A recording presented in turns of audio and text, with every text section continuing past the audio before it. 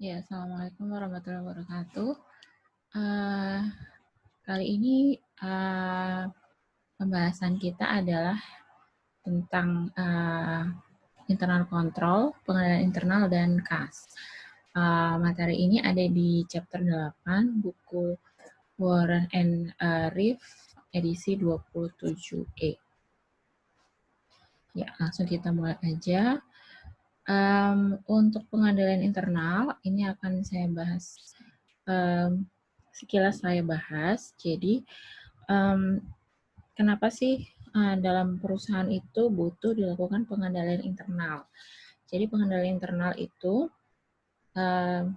dia menyediakan keyakinan yang memadai bahwa yang pertama tanah aset itu telah dilindungi dan digunakan untuk keperluan bisnis. Lalu yang kedua, informasi bisnis yang akurat, dan yang ketiga, karyawan dan manajer mematuhi hukum dan peraturan yang berlaku. Nah, pengendalian internal ini dapat melindungi aset perusahaan dari pencurian, kecurangan, penyalahgunaan, atau kesalahan penempatan. Nah, salah satu pelanggaran pengendalian internal yang paling sering terjadi dan yang paling serius adalah kecurangan yang dilakukan oleh karyawan. Nah, kecurangan karyawan atau employee fraud ini adalah tindakan yang disengaja untuk menipu perusahaan demi keuntungan pribadi. Contohnya apa? Bisa meliputi pencurian dalam jumlah kecil, seperti mencatat beban-beban yang sebetulnya tidak ada, lalu sampai menggelapkan uang dalam jumlah besar.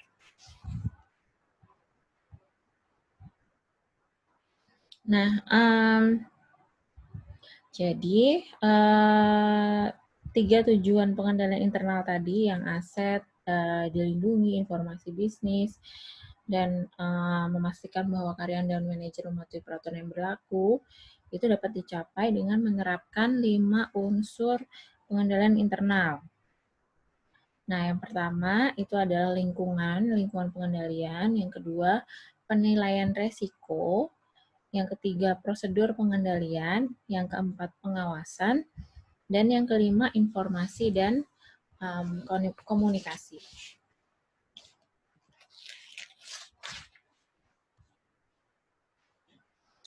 Nah, untuk lingkungan pengendalian ini merupakan mencerminkan sikap dari manajemen dan karyawan tentang pentingnya pengendalian.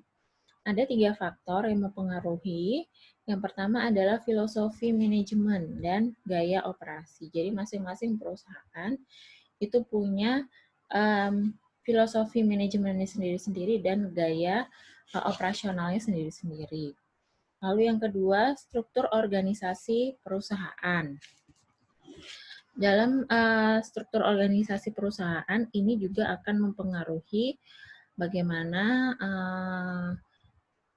perusahaan tersebut menganggap bahwa pengendalian internal ini penting untuk perusahaannya. Lalu yang ketiga, kebijakan personalia perusahaan.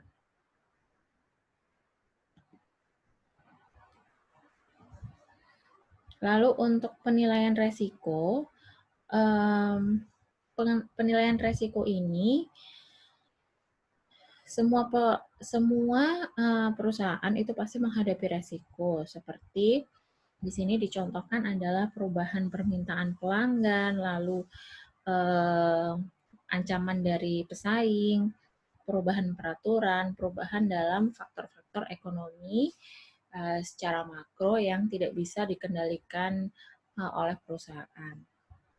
Lalu bagaimana caranya prosedur pengendalian ini bisa memberikan keyakinan bahwa tujuan perusahaan itu bisa tercapai. Nah,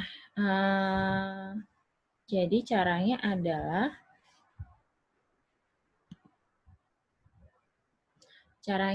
yang pertama, personel yang kompeten, jadi memiliki personel yang memiliki kompetensi yang sesuai dengan perusahaan.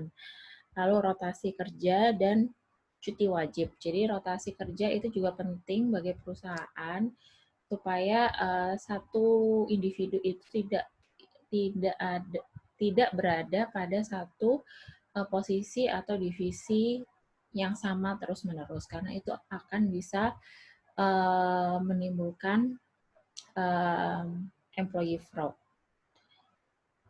Lalu yang kedua, pemisahan tanggung jawab untuk operasi yang berkaitan. Lalu yang ketiga, operasional, penyimpanan aset dan akuntansi. Yang keempat, bukti dan langkah-langkah keamanan. Jadi untuk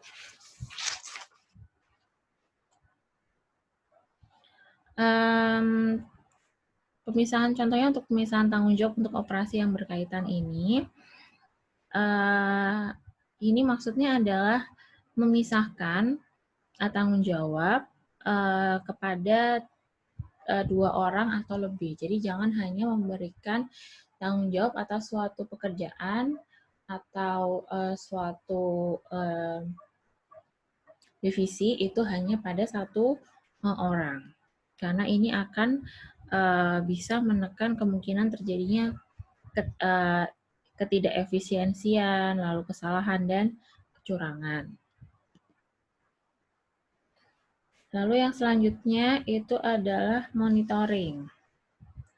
Nah, proses pengawasan ini diharapkan tadi kan sudah melakukan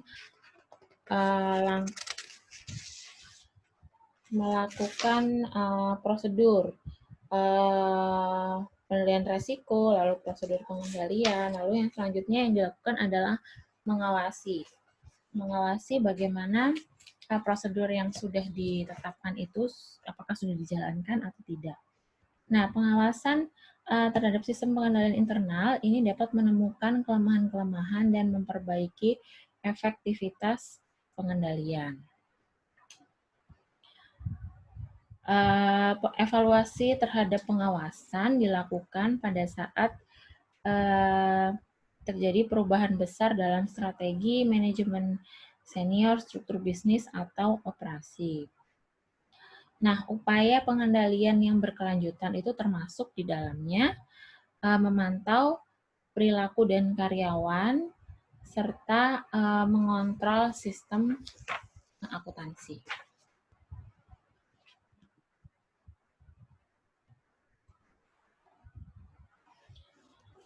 Lalu informasi dan komunikasi itu merupakan unsur penting dalam pengendalian internal. Informasi mengenai lingkungan, pengendalian, lalu penilaian resiko, prosedurnya, serta pengawasan dibutuhkan untuk memastikan kepatuhan pada hukum dan peraturan yang berlaku. Manajemen itu juga dapat menggunakan informasi eksternal untuk menilai kejadian dan kondisi yang dapat berpengaruh pada pengambilan keputusan dan laporan eksternal. Nah, lalu tapi pengendalian internal ini juga punya keterbatasan.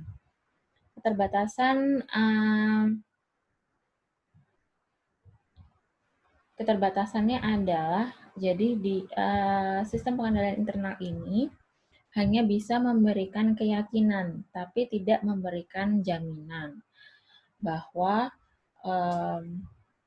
penjagaan aset, pengolahan informasi itu sudah dilakukan. Jadi dengan adanya sistem pengendalian internal ini meyakinkan, bukan menjamin. Nah, kenapa? Karena disebabkan oleh beberapa faktor. Yang pertama adalah pengendalian elemen manusia. Jadi pengendaliannya ini kan yang melakukan adalah pengendalian internal ini yang melakukan adalah manusia. Jadi bisa saja terjadi kesalahan mungkin karena kelelahan, kebingungan atau salah perhitungan. Lalu yang kedua, pertimbangan biaya manfaat. Jadi maksudnya adalah biaya pengendalian internal ini tidak boleh melebihi manfaatnya. Contohnya, jadi misalnya di sebuah toko itu ada pencuri. Ada pencuri, maka mereka bisa saja melakukan mencari. Jadi mencari di semua pelanggan itu sebelum mereka meninggalkan toko, siapakah yang melakukan pencurian. Tapi itu akan mengganggu pelanggan dan akibatnya toko akan kehilangan penjualan. Jadi sebaiknya biasanya tidak pemeriksaannya tidak dilakukan secara manual, tapi diberikan kamera-kamera keamanan yang lalu diberikan peringatan bahwa area ini sudah diawasi oleh kamera pengawasan, gitu contohnya. Nah, lalu KAS. KAS ini kenapa kita menghubungkan antara pengendalian internal dengan KAS? Nanti akan kita bahas. Sekarang kita bahas dulu yang dimaksud dengan KAS itu apa. Nah, KAS itu meliputi uang logam, uang kertas, cek, giro, maupun simpanan uang dalam bentuk apapun yang bisa ditarik kapan saja dari bank dan lembaga keuangan lainnya. Oleh karena itu, kalau kita lihat di laporan posisi keuangan, itu yang dituliskan bukan hanya kas, tapi kas dan setara kas. Karena kasnya itu tidak selalu berbentuk uang logam atau uang kertas, tapi bisa juga berbentuk produk lain dari lembaga keuangan, tapi yang dia juga sifatnya seliquid uang tunai. Lalu kas ini adalah aset perusahaan yang paling sering atau paling mudah untuk dicuri dan digunakan secara tidak benar. Nah, karena itu kita menghubungkan kas ini dengan pengendalian internal. Karena biasanya aset perusahaan yang paling mudah untuk disalahgunakan adalah kas. Nah, untuk melindungi kas dari pencurian dan penyalahgunaan, perusahaan harus mengendalikan kas sejak dia diterima sampai dengan disimpan di bank. Perusahaan itu biasanya menerima kas dari dua sumber utama. Yang pertama, ketika pelanggan membeli barang atau jasa, lalu yang kedua, ketika pelanggan membayar piutang.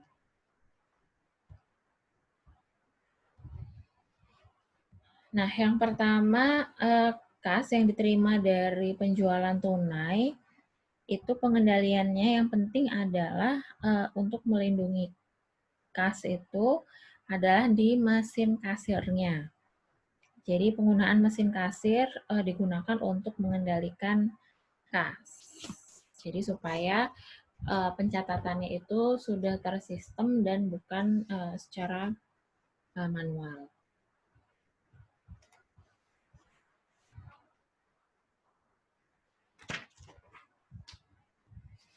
Lalu kas, jadi kasir itu bisa membuat kesalahan dalam memberikan uang kembalian kepada pelanggan atau memasukkan nilai penjualan.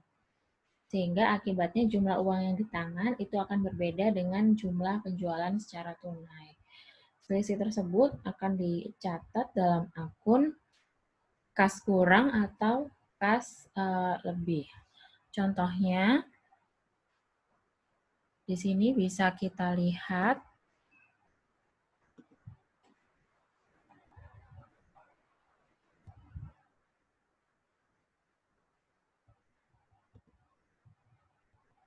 contohnya bisa kita lihat di buku.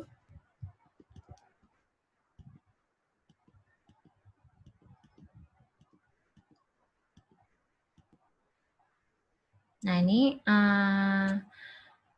kalau kita lihat di sini contohnya Ilustrasinya adalah, ini adalah data register kasir untuk tanggal 3 Mei. Jadi total kas pada mesin kasir untuk penjualan tunai adalah $35.690. Tapi kas yang ada yang diterima pada penjualan tunai adalah $35.668, sehingga di sini ada selisih sebesar $22. Ini akan dicatat sebagai, ini adalah kasnya tadi yang sesuai dengan yang ada di tangan uangnya $35.668. Lalu yang kedua yang didebit kas kurang atau lebih 22. Lalu pada penjualannya 35.690. Nah, itu adalah cara mencatat ketika ada kesalahan antara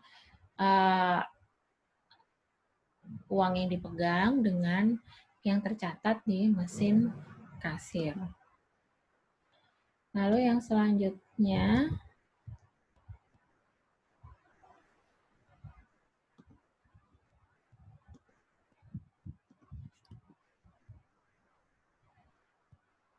nah jika ada uang lebih, kas kurang atau lebih akan dikreditkan untuk kelebihan tersebut. Nah, pada akhir periode akuntansi, saldo debit akun kas kurang atau lebih akan dimasukkan pada beban lain-lain di laporan laba rugi. Jadi akan dipindahkan ke laporan laba rugi. Lalu saldo kredit akun akan dimasukkan pada bagian penghasilan lain-lain.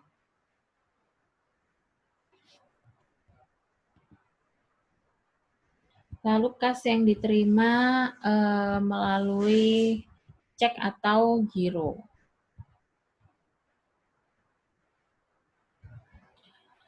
Jadi ini biasanya dalam bentuk cek atau giro. Biasanya kebanyakan faktur perusahaan dirancang agar para pelanggan mengembalikan potongan faktur yang berisi jumlah tagihan yang disebut dengan slip pembayaran bersama dengan lembar pembayaran mereka. Slip pembayaran dapat digunakan untuk mengendalikan kas yang diterima melalui cek atau giro. Lalu yang selanjutnya, kas yang diterima melalui transfer dana elektronik. Jadi kas juga dapat diterima dari pelanggan melalui transfer dana elektronik. Contohnya di sini jadi pemegang kartu kredit memberikan kuasa kepada bank penerbit untuk membebankan tagihan-tagihan rutin seperti tagihan telepon, internet, lalu listrik ke tagihan kartu kreditnya. Nah, kebanyakan perusahaan mendorong transfer elektronik otomatis oleh pelanggan karena beberapa alasan. Yang pertama, transfer elektronik itu tidak memakan biaya bila dibandingkan pembayaran menggunakan cek atau giro. Lalu yang kedua, transfer elektronik memperkuat pengendalian internal terhadap kas karena kas diterima langsung oleh bank tanpa harus dikelola oleh karyawan. Lalu yang ketiga, transfer elektronik mengurangi jumlah pembayaran yang terlambat dan mempercepat proses penerimaan kas karena tidak harus diterima secara manual lalu baru diinput oleh karyawan. Nah, pengendalian pembayaran kas itu harus memberikan keyakinan yang memadai bahwa yang pertama, pembayaran dilakukan hanya untuk transaksi yang telah diotorisasi. Lalu yang kedua, kas digunakan secara efektif dan efisien.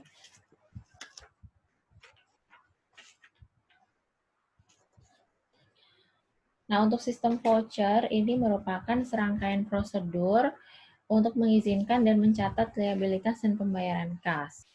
Voucher ini adalah dokumen yang memberi bukti pemberian izin membayar kas atau melakukan transfer dana elektronik. Dalam sistem yang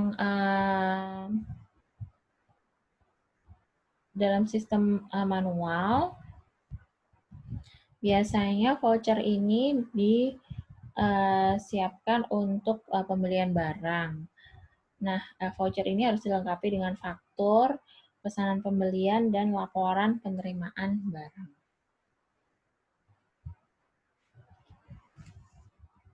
Kas yang dibayar dengan transfer dana elektronik, ini juga bisa, contohnya adalah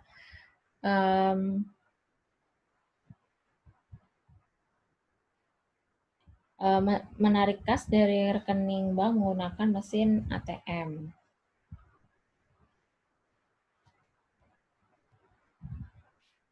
Ini ada beberapa contoh. Yang pertama pengambilan uang dari ATM, yang kedua adalah pembayaran gaji, upah atau gaji langsung masuk ke rekening karyawan. Lalu selanjutnya pembayaran ke supplier. Nah, jadi biasanya perusahaan itu juga untuk uang dalam jumlah besar itu menggunakan rekening bank. Ada beberapa alasan yang berhubungan dengan pengendalian internal. Yang pertama adalah dengan menggunakan rekening bank ini akan mengurangi jumlah kas yang dipegang di tangan. Lalu yang kedua, menyediakan pencatatan mandiri atas transaksi, sehingga perusahaan harus melakukan rekonsiliasi saldo dalam catatan perusahaan dengan saldo kas menurut bank. Yang ketiga, penggunaan rekening bank memfasilitasi proses transfer dana menggunakan sistem transfer dana elektronik. Nah, biasanya kalau kita punya rekening di bank, otomatis bank mengelola pencatatan seluruh transaksi. Nah, rangkumannya itu, rangkuman seluruh transaksi biasa disebut dengan laporan bank atau bank statement. Dikirimkan ke nasabah dalam bentuk hard copy maupun soft copy. Isinya di dalam bank statement itu menunjukkan adanya saldo awal, lalu penambahan, pengurangan, dan saldo pada akhir periode.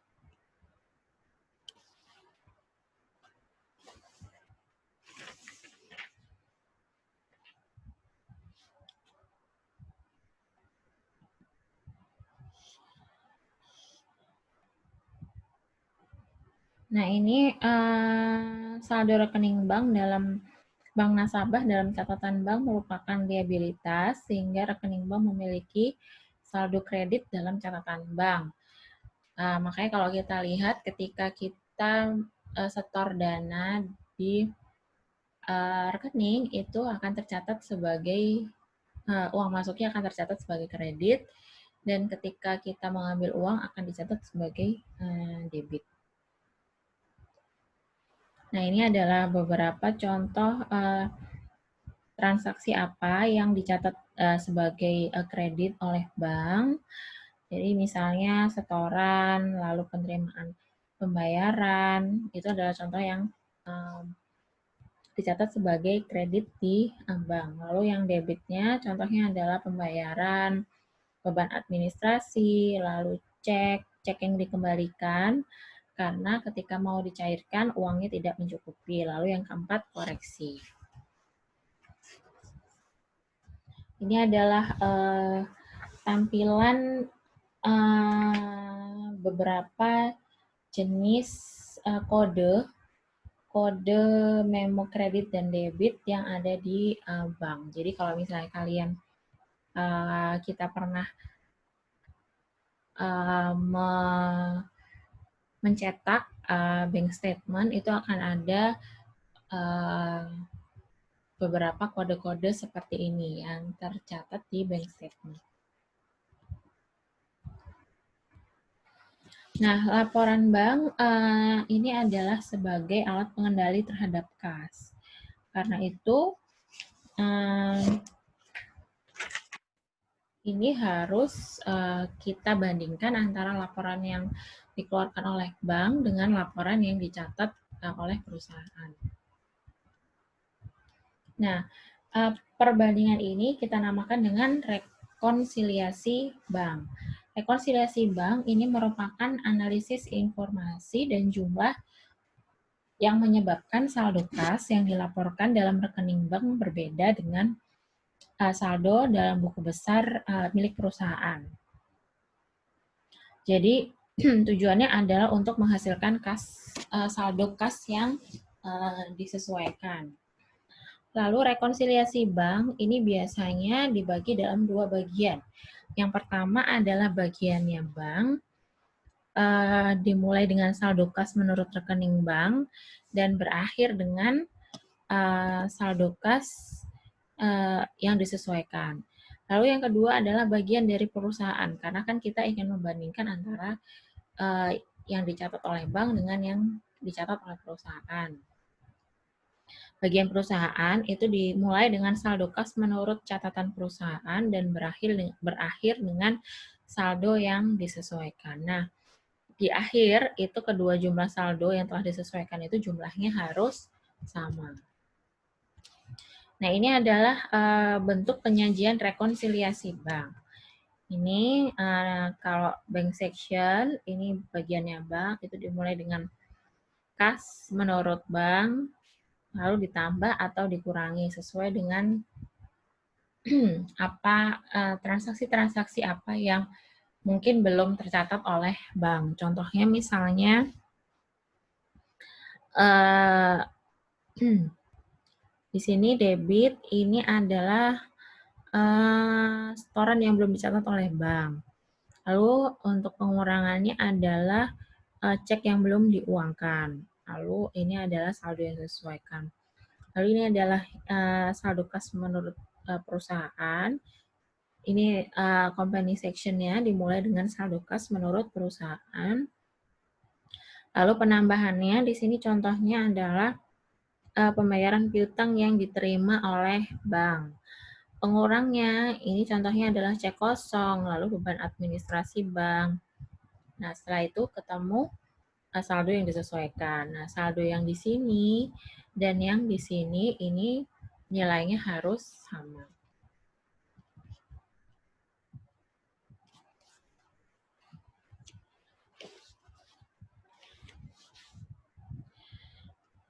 Nah, di buku sudah ada beberapa contoh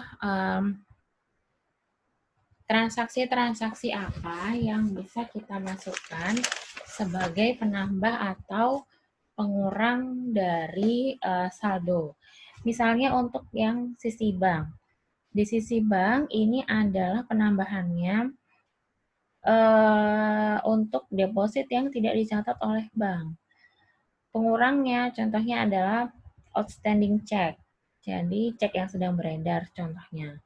Kalau yang dari sisi perusahaan, contohnya untuk penambahnya itu adalah wesel tagih, lalu bunga yang dikumpulkan oleh bank.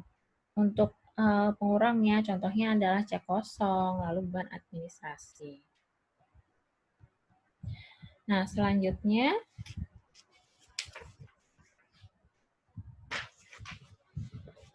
yang kita bahas adalah dana untuk keperluan khusus. Dana untuk keperluan khusus ini biasanya untuk pengeluaran-pengeluaran yang kecil. Jadi biasanya perusahaan itu kan butuh harus membayar sejumlah pengeluaran kecil seperti membayar perlengkapan kantor atau membayar perbaikan-perbaikan kecil. Meskipun kecil, tapi pembayaran tersebut dapat terjadi cukup sering, sehingga jika ditambahkan akan menjadi jumlah yang besar. Karena itu, tindakan pengendalian terhadap pembayaran semacam ini juga diperlukan. Tapi menulis cek untuk pengeluaran-pengeluaran kecil itu bukan merupakan tindakan yang praktis, nggak praktis karena ketika perusahaan ingin melakukan pembayaran dalam jumlah kecil, dia tidak mungkin harus menuliskan cek. Jadi biasanya untuk tujuan ini, dana kas khusus dibentuk, disebut dengan dana kas kecil. Dana kas kecil dibentuk pertama-tama dengan memperkirakan jumlah kas yang diperlukan untuk pembayaran selama periode tertentu, misalnya selama 1 minggu atau 1 bulan. Lalu setelah persetujuan diberikan, cek ditulis dan diuangkan sebesar jumlah perkiraan tadi. Nah, uangnya itu diberikan kepada karyawan yang berhak mengeluarkan uang dari dana kas. Untuk tujuan pengendalian, perusahaan dapat menetapkan batasan jumlah maksimum pembayaran dan jenis pembayaran yang dapat dilakukan dari dana tersebut. Sehingga setiap kali uang dibayarkan dari kas kecil, karyawan akan mencatat rincian pembayaran dalam formulir penerimaan kas kecil. Lalu dana kas kecil ini biasanya akan diisi kembali pada jarak periodik atau saat dana habis atau mencapai jumlah yang minimum. Saat dana kas kecil diisi kembali, akun yang didebit ditentukan dengan merangkum penerimaan kas kecil. Jadi contohnya, di sini asumsinya bahwa dana kas kecil itu yang dibentuk adalah 500.000, sehingga ayat jurnal untuk mencatat transaksi ini adalah kas kecil di debit pada kas di kredit 500.000. Jadi di sini berapa besar dana kas kecil yang dimiliki oleh perusahaan tergantung dari kebutuhan masing-masing perusahaan, karena kebutuhannya bisa berbeda-beda, sehingga tidak ada batasan. Tapi cara mencatatnya adalah kas kecil pada kas, ketika kita ingin baru membentuk kas kecil. Lalu ada juga special purpose fund. Ini adalah contohnya gaji atau beban perjalanan dinas untuk marketing, bagian marketing contohnya. Ini kita namakan dengan special purpose fund. Nah, pelaporan kas dalam laporan keuangan, ini kas biasanya dicatat sebagai bagian yang paling pertama dalam aset lancar di laporan posisi keuangan. Nah, kebanyakan perusahaan itu menyajikan satu jumlah kas dalam laporannya, sehingga akan menggabungkan seluruh akun bank dan dana kasnya, sehingga penulisannya adalah kas dan setara kas. Jadi dalamnya itu termasuk bukan hanya kas secara tunai, tapi rekening bank, cek, giro, wesel, dan lain-lain. Nah, itu aja yang bisa saya sampaikan dari materi tentang kas. Terima kasih. Wassalamualaikum warahmatullahi wabarakatuh.